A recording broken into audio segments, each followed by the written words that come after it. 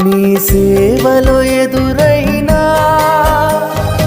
ఎన్నో సమస్యలలో నా బలమును చూచుకుని నిరాశ చెందితిని. నీ సేవలో ఎదురైనా ఎన్నో సమస్యలలో నా బలమును చూచుకుని నిరాశ చెందితిని.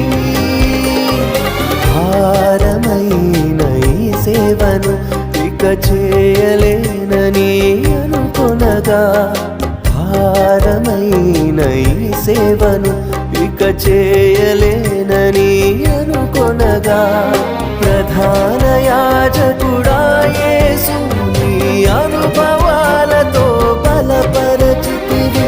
ప్రధాన యాజకుడా